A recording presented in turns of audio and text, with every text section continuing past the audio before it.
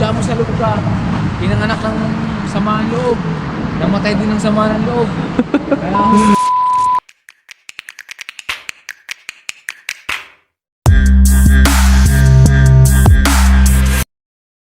Ito ho pala yung butikiting. Yan, ang gagawin nyo muna, pindot. Ang maganda kong gawin nyo, 24 hours na. Tapos hulog na ho kayo, 480. Palipat-lipat na ho kayo ng bus. Pwede rin ho kayo magbayad ng ATM dito. Napakahirap po pag nahuli kayo ng inspector sa bus. 80 euro, 100 euro. Magkano lang naman yung babayaran nyo rito. Ang pipiliin nyo rito, yung tig po 4.80 ho. Kasi estudyante yung blue eh. Pindot muna ng selection ng pumasahit bago hulog. Ganyan ho. Ayaw kami ng bus. Si Astok, dobre denya. Kumusta kayo mga sir?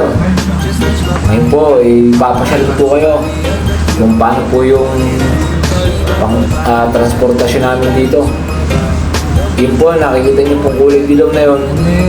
Doon po isusot yung binili namin ticket kanina sa pinakita kong bot. Ganito po yung bus dito mga sir.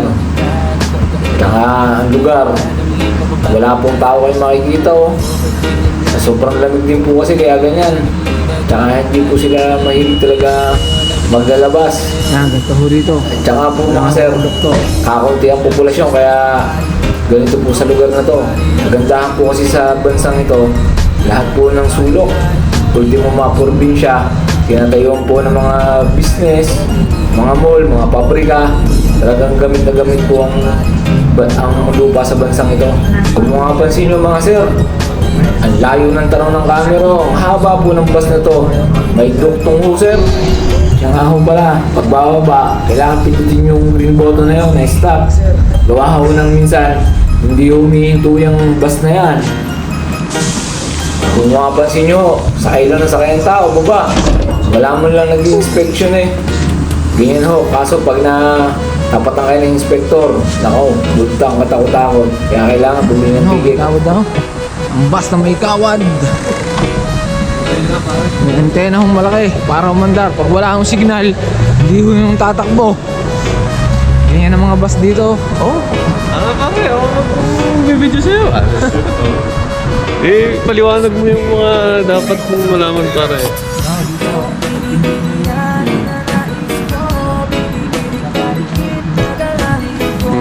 Pakita mo pare. Kita nyo ho yung sa bandang kanan ko. Oh, bakit may train ho sa gitna ng kalsada eh. Yan ang kagandahan sa transportasyon dito. Kaya ho wala masyadong traffic. Tumunog na ho yung bus nyo.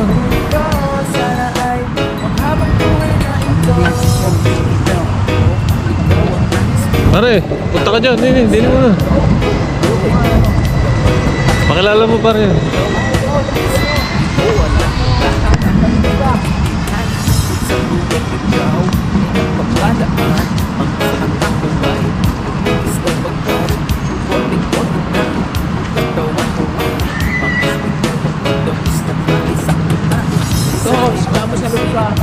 Pinanganak ng sama ng loob.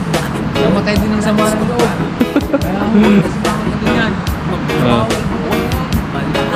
Kaya loob eh.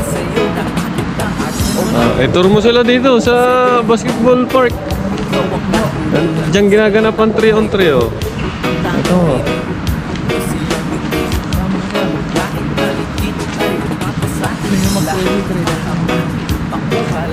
Ang kagandahan pa nga po pala sa lugar na to, may mga playground po. Halos sulok po ng mga bayan, probinsya. Napakagaling po talaga sadya ang government dito. Pinaglalaanan talaga nila ang mga playground. Bawat saan kaming lugar na pumunta may mga playground.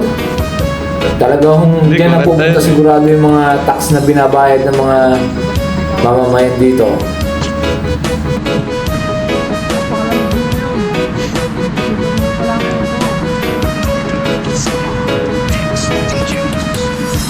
nakita nyo naman ang building. Pang-Roma.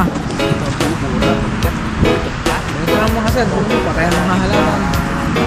da, mga puno. Pero pagdating na sa amin, kala nyo naman. Puro simbahan mo rito. Wala. At saka na doon ba tayo sumakay? Bumaba? Hindi tayo bumaba. Wala 63 at saka ano yung 61. Yung bus stop din yun. Eh. Tara, tayo. Ay, hindi. Hop, hop, hop. Tingin mo kami, nagkaligaw. Oo, nagkaligaw-ligaw na ho kami mga sir. Ayun na nga ho, naligaw na kami mga sir. Hanggang sa muli ho. Salamat ho, Jaco M.